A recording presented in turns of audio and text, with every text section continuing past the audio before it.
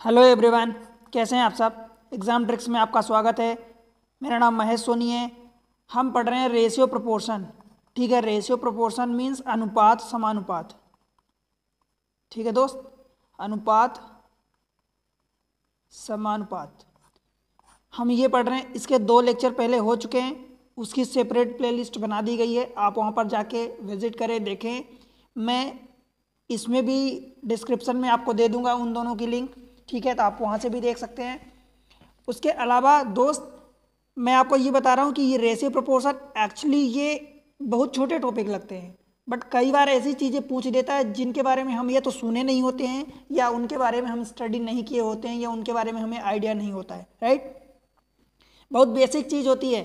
No doubt आप सब लोग कर पाओगे, 100% कर पाओगे, इतना ईजी होता है। बट वो कुछ चीज़ें होती हैं जो आप नहीं सुने होते हैं या नहीं किए होते हैं, उनकी एक बार भी नहीं देखे होते हैं, तो उन टॉपिक को हम करेंगे ताकि वो क्वेश्चन आपसे गलती ना हो उन क्वेश्चन की, और उन क्वेश्चन को आप छोड़ के लीव करके ना आए। राइट, तो वीडियो पर अगर चैनल पर पहली बार आए हैं तो सब्सक्राइब कर लें चैनल को। मेक श्योर कि आप सब्सक्राइब किए हों, बेल आइकन को प्रेस कर लें। वीडियो अच्छे लगते हैं तो उनको लाइक करें। आप ये बताएं कि आपको कितना सही लग रहा है, अच्छा लग रहा, पढ़ने में मज़ा आ रहा, समझ आ रहा कि नहीं आ रहा। ठीक है, दूसरी चीज़ ये कि अपने दोस्तों के साथ शेयर करना और प्यारा सा कमेंट्स मेंशन करना दोस्त। ठीक है, अपने दोस्तों के साथ शेयर जरूर करना। ठीक है, चलते हैं डायरेक्ट, कुछ अच्छी चीज़ें पढ़ने वाले हैं आज हम।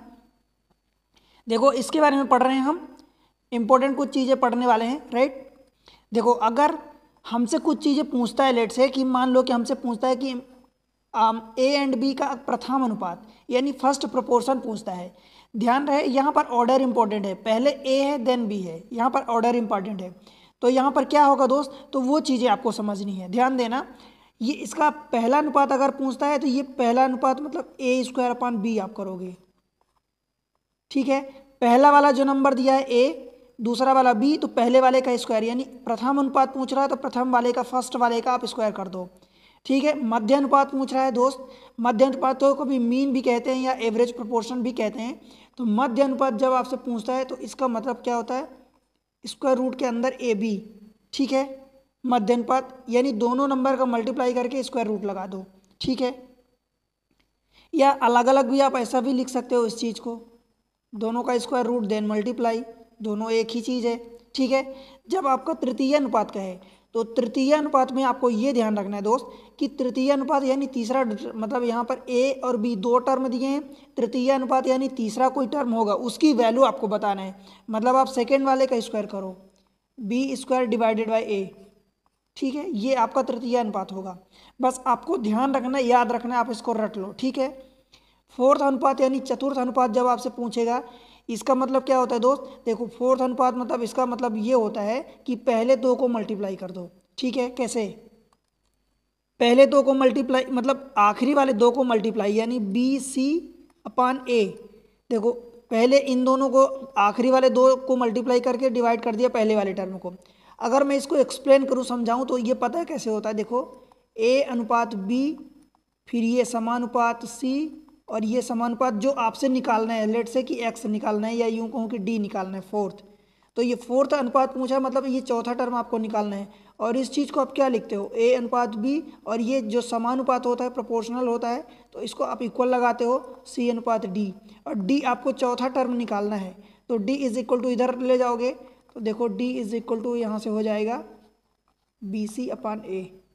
बताओ, तो यही चीज़ें मैं डायरेक्ट आपको बता दिया हूँ कि बी सी आखिरी के दो टर्म जो दिए हैं उनको मल्टीप्लाई करके पहले वाले टर्म से डिवाइड कर दो। ठीक है दोस्त, समझ आया, कोई डाउट तो नहीं है इसमें। अब देखो, इसमें जो अगला है डुप्लीकेट रेशियो, हिंदी में इसको बोलते हैं वर्गानुपात। ये कैसे होता है, अगर आप हिंदी मीनिंग जाओगे यहाँ से तो हिंदी मीनिंग से ही क्लियर हो रहा कि वर्ग अनुपात यानी वर्ग का अनुपात, मतलब आप पहले ए स्क्वायर कर दो उनका अनुपात यानी बी स्क्वायर। और अनुपात को आपको पता है कि ए स्क्वायर रेशियो, ये प्रोपोर्शन होता है, या रेशियो कहते हैं इसको, रेशियो एक्चुअली ए स्क्वायर रेशियो बी स्क्वायर होता है। ठीक है, चाहे डिवाइड में करके लिखो और चाहे ऐसे लिखो। ठीक है, समझ आया, इसमें कोई डाउट तो नहीं है। अब देखो अगला चलते हैं, अभी और 5-6 हैं। ये वाला है फिर ए एंड बी का वर्ग मूलानुपात यानी स्क्वायर रूट, वर्ग मूल, पिछला वाला वर्ग था, ये वर्ग मूलानुपात हो जाएगा। राइट, ध्यान रखना, इसमें आपको कंफ्यूज नहीं होना है। देखो ये वर्ग अनुपात था, यानी डुप्लीकेट यानी स्क्वायर रूट भी, स्क्वायर भी कहते हैं आपको, स्क्वायर प्रोपोर्शनल इसको कह देंगे, राइट, वर्ग अनुपात। और ये वाला क्या है, वर्गमूल अनुपात है। तो वर्गमूल अनुपात आपको पता है क्या होता है, वर्गमूल अनुपात ये हो जाता है, देखो वर्गमूल यानी ए का रूट डिवाइडेड बाय बी का रूट, ठीक है। इसी चीज़ को आप ऐसा भी लिख सकते हैं, square root of A ratio square root of B, ये लिख सकते हैं, राइट। अब ये होता है फिर देखो घनानुपात। तो जैसे आपने वर्गानुपात यानी स्क्वायर रूट निकाला, ऐसे क्यूब रूट, क्यूब प्रोपोर्शनल, या इसको ट्रिप्लिकेट्स भी बोलते हैं। देखो ध्यान रहे इस चीज़ को, देखो वर्गमूल अनुपात को देखो सब डुप्लीकेट, अगर आप यहाँ से ध्यान दोगे तो इसको डुप्लीकेट बोलते हैं, वर्गानुपात को डुप्लीकेट भी बोलते हैं। डुप्लीकेट के साथ साथ आपको एक चीज़ और ध्यान रखनी है कि इसको डुप्लीकेट तो लिखा है, अब वो वाला डुप्लीकेट है, तो ये वर्गमूल अनुपात मतलब सब डुप्लीकेट हो जाएगा, राइट। ये वाला सब डुप्लीकेट भी होता है। ऐसे ही इसको अगर क्यूब रूट बोलेंगे तो क्यूब को ट्रिप्लीकेट्स, जैसे उसको डू मतलब डबल होता है, प्लिकेट हो गया, तो ऐसे ट्रिप्लीकेट्स मतलब 3 का ये पावर वाला। तो जब इसी को सब लगा देंगे तो ये सब मतलब उसका घन मूल हो जाएगा, ठीक है। तो ये क्या हो जाएगा, ए क्यूब अपॉन बी क्यूब, अथवा इसी चीज़ को आप ऐसा लिख सकते हैं ए क्यूब रेशियो बी क्यूब, ठीक है, समझ आया।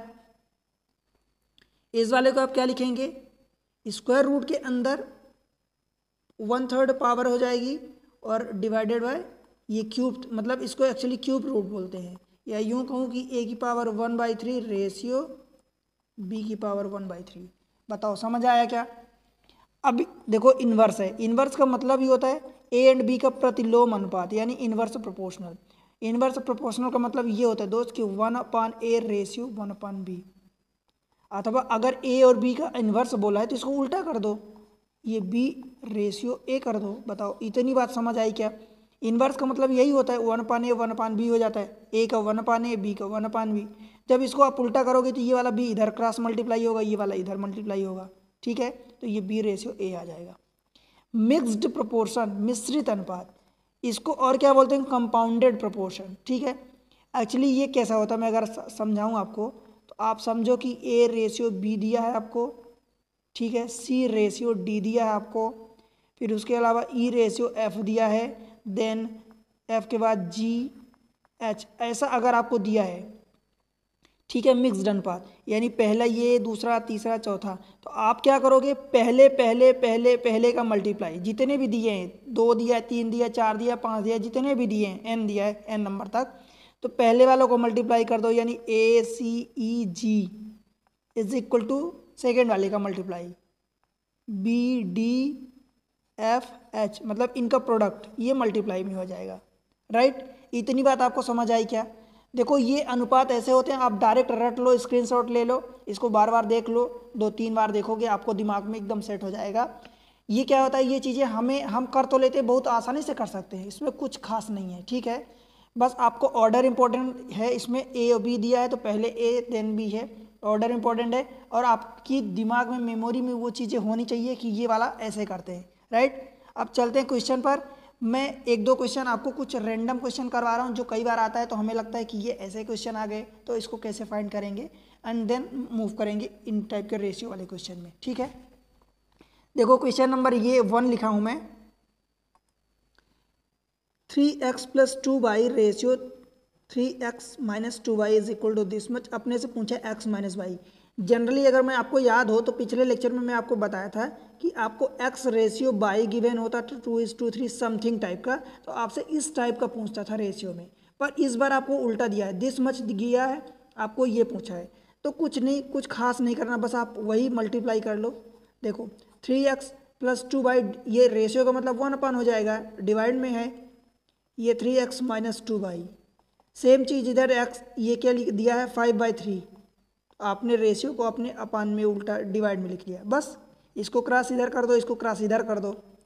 अब चाहे आपके पास टाइम है, आपको कन्फ्यूज़न होता है तो एक बार इधर कर दो, एक बार इधर कर दो, अथवा एक ही बार में मल्टीप्लाई और माइनस भी कर दो।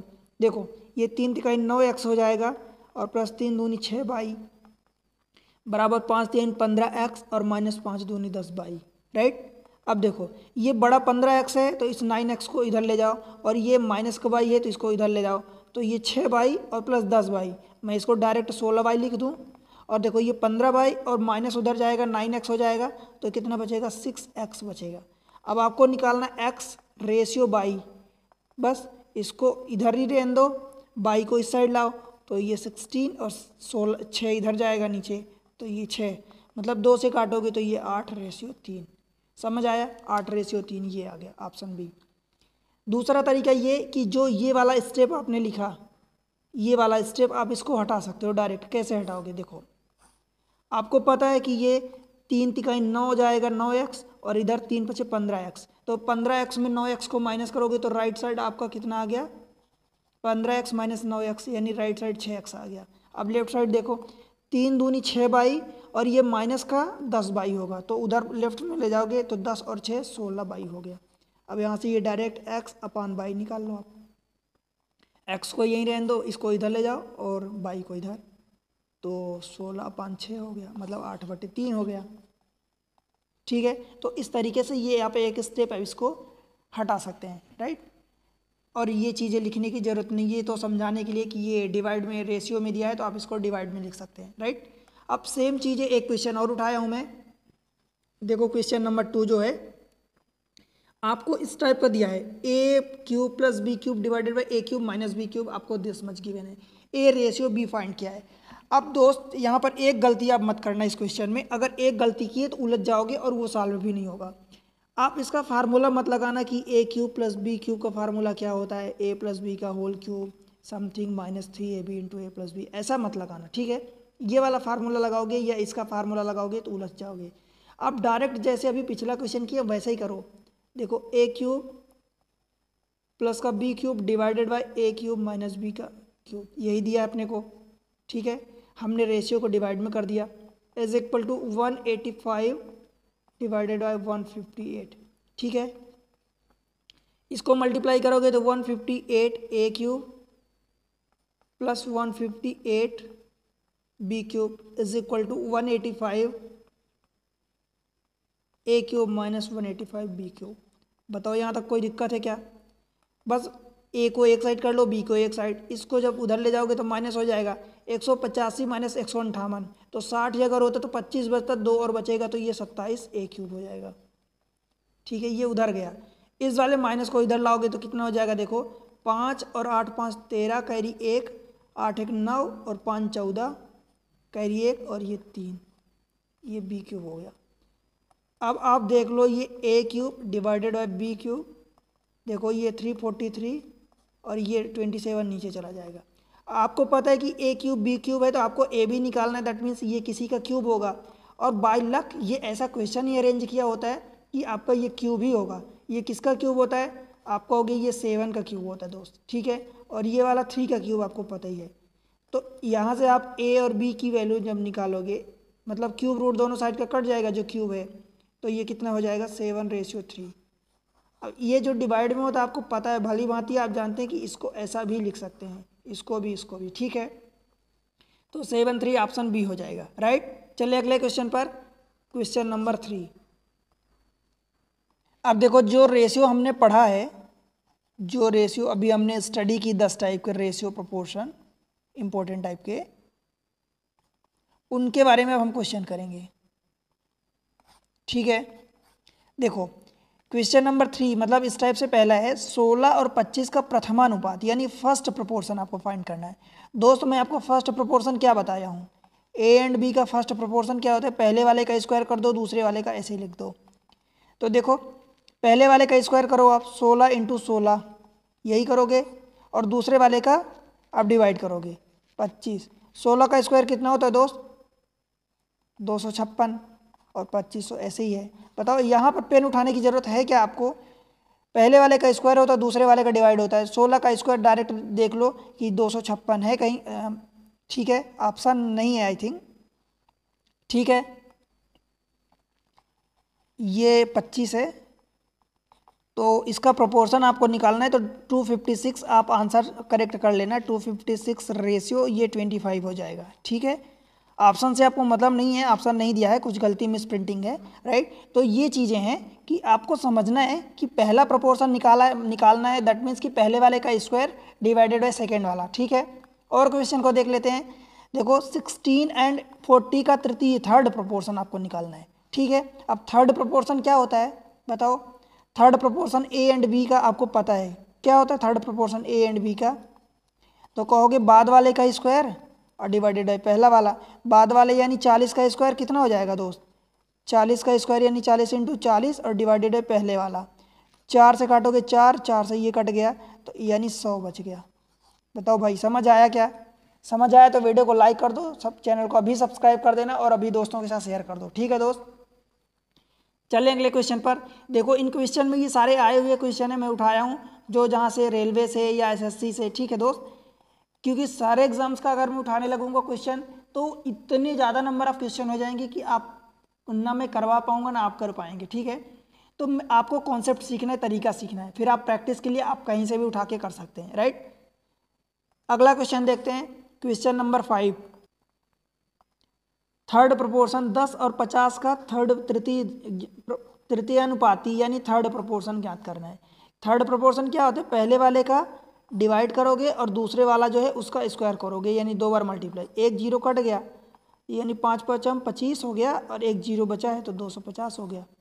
बताओ भाई इसमें पेन चलाने की आपको जरूरत नहीं है, ये मैं सिर्फ लिख के आपको समझा रहा हूँ, आप खुद समझ सकते हो कि तृतीय प्रोपोर्शन मतलब दूसरे वाले का स्क्वायर कर दो, 2500 हो गया, 50 का स्क्वायर 2500 बटे 10, एक जीरो कट गया 250 बचा, ठीक है कर लोगे आप। चले अगले क्वेश्चन पर, क्वेश्चन नंबर 6। देखो इसमें क्या बोला है, 2 और 98 के बीच मध्यानुपात ज्ञात करना है, मीन प्रोपोर्शन।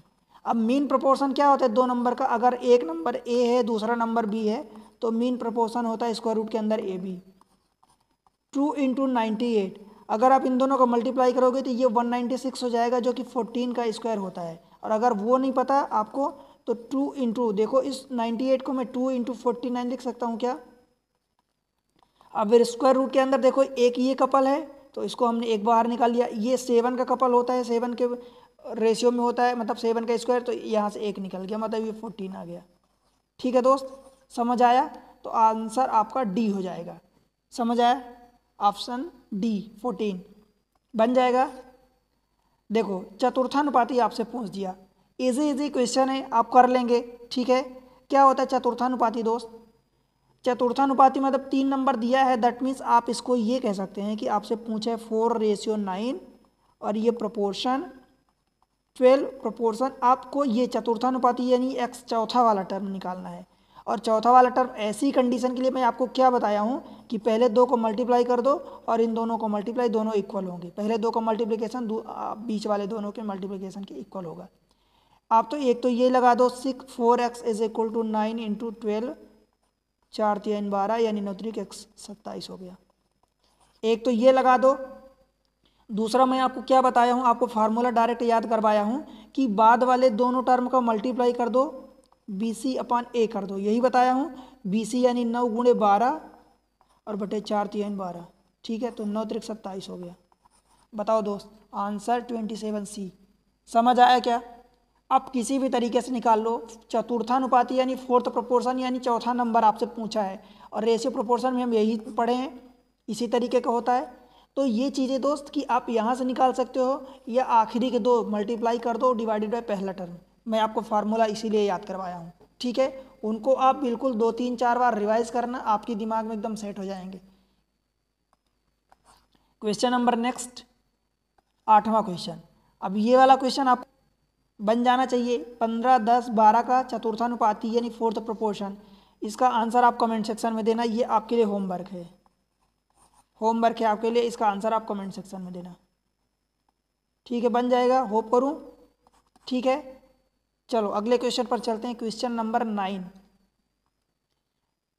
किसी अनुपात में, देखो क्या दिया है क्वेश्चन नंबर 9 में, किसी अनुपात के पहले 3 पद क्रमशः 3 5 21 है तो इसके चौथे पद को ज्ञात कीजिए। मतलब आपसे क्या पूछा, फोर्थ प्रोपोर्शन यानी चतुर्थ अनुपात पूछा है, ठीक है। चौथा टर्म यानी चतुर्थ अनुपात या फोर्थ प्रोपोर्शन कह दे इसी को, ठीक है। या इसी को आपको ऐसा भी बोल सकता है कि पहले 3 क्रमागत कंटिन्यूअस रेशियो ये हैं। तो एक्चुअली ये आपसे ऐसा पूछा है, 21 दिया है आपसे, चौथा पद पूछा है यानी फोर्थ प्रोपोर्शन यानी दिस मच पूछा है। ठीक है, अभी अपन ने क्वेश्चन किया था। तो पहले दो को मल्टीप्लाई कर दो या आप डायरेक्ट इन दोनों को आखिरी के दो को मल्टीप्लाई करो। ठीक है, 5 × 21 और बटे पहले से डिवाइड कर दो। यही आपको फार्मूला इसीलिए रटवाया हूँ। 3 × 7 = 21 तो 7 × 5 = 35 हो गया। बताओ दोस्त, समझ आया क्या?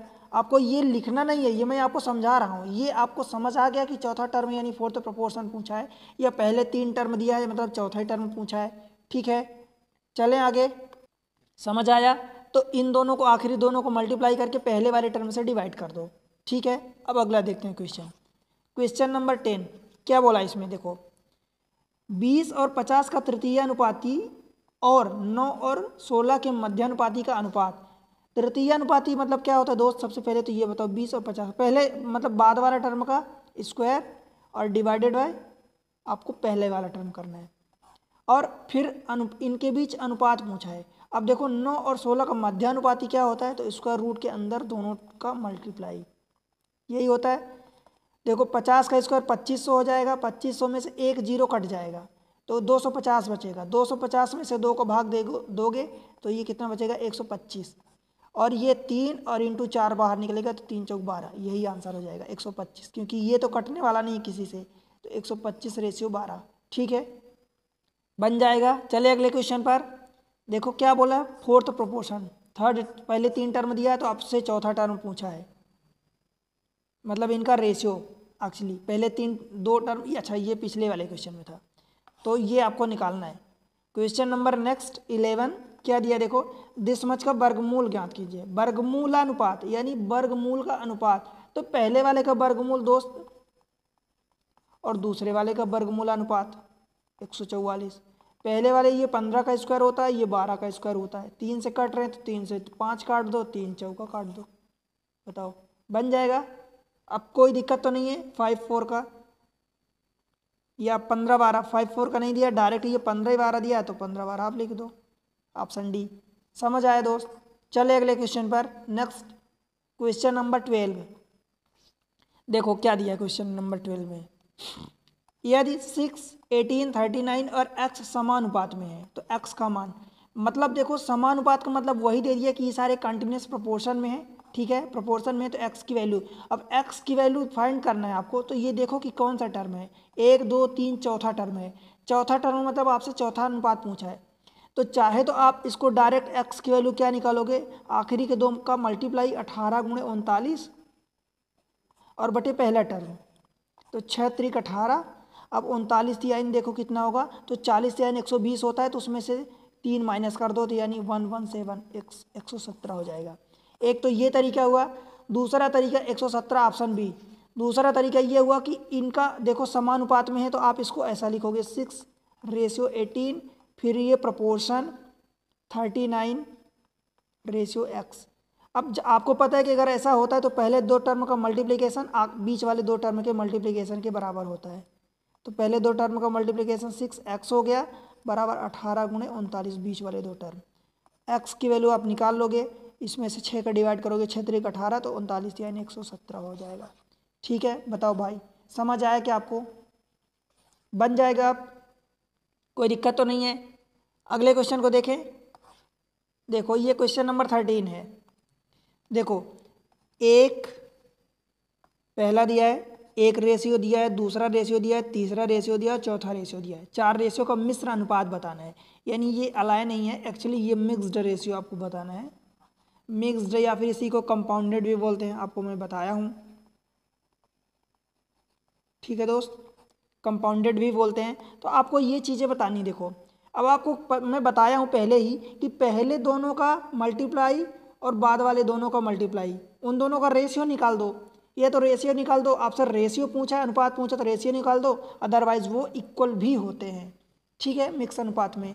तो पहले का मल्टीप्लाई देखो 45 हो जाएगा, पहला इसका पहला 45, इसका पहला 3, नेक्स्ट वाले का पहला 51 और अगले वाले का पहला 256 है पहला टर्म। ठीक है, डिवाइडेड बाय यानी रेशियो, सेकेंड कर दो, 75 × 5 देखो ये 75 इंटू 5 इंटू ये 68 है और ये 81 है। ठीक है, समझ आया? बस इसको सॉल्व कर लो, हो गया, आंसर आ जाएगा, बन जाएगा। देखो कैसे करोगे सॉल्व, 17 से काटोगे तो 17 तियां 51 और ये 17 चौको 68, ये 3 और 3 9 हो गया और 9 यहाँ से निकाल लो तो 9 और 9 81 हो गए, 3 तिकाई 9 तो ये 9 हो गया और ये 9 50 45 तो 5 यहाँ बच जाएगा।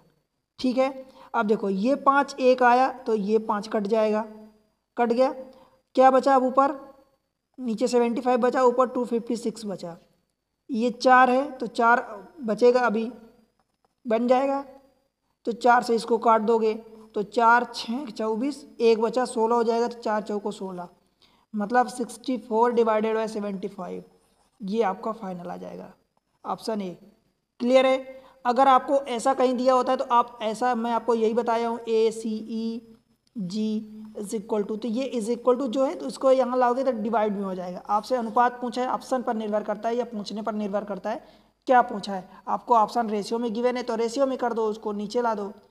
ठीक है, पहले टर्म का मल्टीप्लाई और सेकेंड टर्म का मल्टीप्लाई करके एक दूसरे को डिवाइड कर दो। ठीक है, देखिए अगले क्वेश्चन को, क्वेश्चन नंबर 14, 12x और 48 का क्रमागत अनुपात में है तो x का मान ज्ञात करना है। अब क्रमागत अनुपात मतलब ये 3 नंबर दिए हैं, अब 3 नंबर को कैसे निकालते हैं आप ये बताओ मुझे पहले।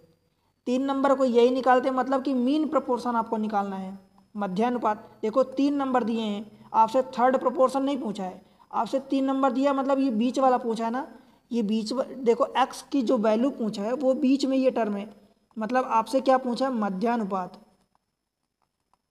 मध्यानुपात पूछा है, ये आपको समझना पड़ेगा। ये मध्यानुपात या इसी को आप मीन प्रोपोर्शन भी कह सकते हैं या एवरेज प्रोपोर्शन। ठीक है, मीन अथवा एवरेज कह सकते हैं। तो क्या होता है इन दोनों का, पहले दोनों टर्म का मल्टीप्लाई स्क्वायर रूट के अंदर, तो 12 गुणे 48 यही होता है, स्क्वायर रूट के अंदर ए भी होता है। ठीक है दोस्त, आपको याद हो जाना चाहिए अब तक। देखो इस 48 को 12 चौक 48 कर दोगे तो देखो इसको ऐसे, अब एक लाइन में आप आंसर लिख सकते हो, मैं समझाने के लिए चाहे 4 लाइन लिख दूँ। देखो ये 12 का जोड़ा बन गया तो एक 12 आपने बाहर निकाल लिया, और 4 है तो 2 का जोड़ा ये बनेगा तो 2 को आपने बाहर निकाल लिया, तो 12 दूनी 24 आंसर, ऑप्शन ए। क्लियर है, समझ आया ना? नेक्स्ट क्वेश्चन देखते हैं और ये आखिरी क्वेश्चन है। देखो यदि 25 35 और p क्रमित अनुपात में है तो p का मान, अब देखो क्रमित अनुपात में है, 3 नंबर दिया है, तो अभी जैसे हमने पिछला क्वेश्चन किया है वैसे ही हमको क्या करना है, इसको भी करना है, राइट। यहाँ पर आप गलती से थर्ड प्रोपोर्शन मत लगाना, गलती से थर्ड प्रोपोर्शन मत लगाना। आपको मध्यानुपात 3 नंबर दिए हैं तो आप क्या निकालोगे, मध्यानुपात लगाओगे। और मध्यानुपात क्या होता है दोस्त, आप मध्य वाला 35 जो होता है पहले 2 के स्क्वायर रूट के प्रोपोर्शन के बराबर होता है, यानी 25 इंटू पी। क्लियर है? तो दोनों साइड का स्क्वायर कर दो तो ये रहा 35 और का स्क्वायर हो जाएगा और ये 25 इंटू पी। अब मैं आपको एक चीज़ समझाना चाहता हूँ जो अभी बोला हूँ, देखो P is equal to 35 into 35/25। ठीक है, ये आ गया, 5 से काटोगे तो 5 से ये 7 कट गया, एक और 5 बचेगा तो दूसरे 5 से काटोगे तो 5 7 यानी 49 आ गया।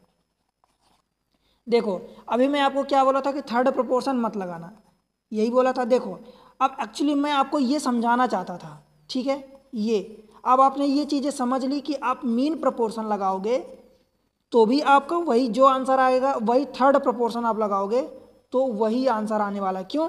थर्ड प्रोपोर्शन में क्या होता है बताओ, जब आपने क्या निकाला थर्ड प्रोपोर्शन तो सेकेंड नंबर का आप स्क्वायर करते हो। देखो आपको जब ये नंबर P नहीं दिया होता था, आपसे पूछता था कि थर्ड प्रोपोर्शन यानी तीसरा नंबर निकालना है, ठीक है, तो सेकेंड वाले का आप स्क्वायर करते थे, B² करते थे, तो B यानी सेकेंड नंबर आपका 35 दिया है तो 35 का स्क्वायर यानी 35 इंटू 35।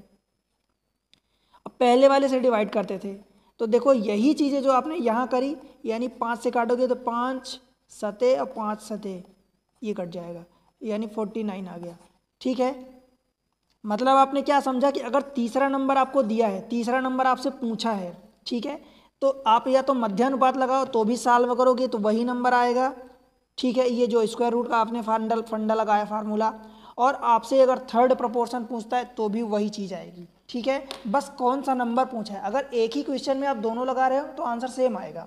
ठीक है, एक ही क्वेश्चन में अगर आप दोनों फंडे लगा रहे हो, मध्यानुपात या थर्ड प्रोपोर्शन, तो आंसर सेम आएगा। और अगर डिफरेंट डिफरेंट क्वेश्चन में लगा रहे हो तो फिर आंसर डिफरेंट आएगा। राइट, तो इस तरीके से अगर वीडियो समझ में आया है तो क्या करना है, आपको चैनल एग्जाम ट्रिक्स को सब्सक्राइब करना है। एग्जाम ट्रिक्स चैनल को अगर पहली बार आए हैं, फर्स्ट टाइम है, तो सब्सक्राइब करना है। ठीक है, बेल आइकन को प्रेस कर लेना ताकि आपको नोटिफिकेशन तुरंत मिल जाए। आपको प्यारा सा कमेंट्स मेंशन करना है दोस्त, और जो भी आपसे होमवर्क पूछा जा रहा है वो भी बताना है कि आपको कितना समझ आया, कितने % समझ आया, कितना समझ आया, समझ नहीं आया तो क्या नहीं आया। किसी और टॉपिक पर आपको कोई सुझाव है कि किसी और टॉपिक जो आपको डिफ़िकल्ट लगता है उस पर आपको वीडियो चाहिए तो बताओ। मुझे लगेगा कि ज़रूरी ज़्यादा स्टूडेंट की कमेंट्स है तो मैं उस पर वीडियो बनाऊंगा आपके लिए, और इजी ट्रिक्स के साथ बताऊंगा। ठीक है, आपको कमेंट सेक्शन में बताना आप कहाँ से वीडियो देख रहे हैं। ठीक है, मुझे अच्छा लगेगा। और आपको दोस्त शेयर करना है। ठीक है, अपने दोस्तों के साथ शेयर करना है, जो आपके क्लासमेट्स हैं या पढ़ने वाले जो आपके कॉन्टेक्ट में हैं उन तक वीडियो पहुँचे, शेयर करना है। चैनल पर अपना सपोर्ट बना के रखना। ठीक है, आपका सपोर्ट चैनल के लिए ज़रूरी होता है, क्योंकि मैं आपके लिए एग्ज़ाम ट्रिक्स पर आपके लिए वीडियो बनाता हूँ, मेहनत करता हूँ। ठीक है, तो आपको सपोर्ट करना है। आपका इसमें कोई पैसा नहीं लगेगा, कुछ भी नहीं लगेगा। ठीक है, मैं जो कंटेंट आपको देता हूँ फ्री में प्रोवाइड कर रहा हूँ, आप देख लेना, सर्च कर लेना। आपको शायद पैसे दे के भी ऐसे कंटेंट ना मिले। मैं एक एक चीज़ें कोशिश करता हूँ कि एक एक चीज़ें आपको समझाऊँ, एक एक चीज़ें आपको समझ आए, ऐसा मैं कोई डाउट नहीं छोड़ता। और अगर फिर भी आपको कोई डाउट रह जाता है तो आप पूछ सकते हो, बता सकते हो। ठीक है, मैं कोशिश करता हूं कि आपका एक एक डाउट, क्योंकि डाउट अगर छोटा सा भी है उसको अगर आप सॉल्व नहीं करोगे तो वो बड़े क्वेश्चन में अब उस डाउट को, छोटे से पार्ट को अप्लाई नहीं कर पाओगे तो बड़ा क्वेश्चन ही बेकार हो जाएगा। राइट, तो डाउट आपका सॉल्व होना चाहिए। ठीक है, अभी और बचे हैं लेक्चर, मिलते हैं, एक एक से बढ़ के इंटरेस्टिंग होने वाले हैं। तो मिलते हैं अगले लेक्चर में, तब तक के लिए पढ़ते रहो, बढ़ते रहो।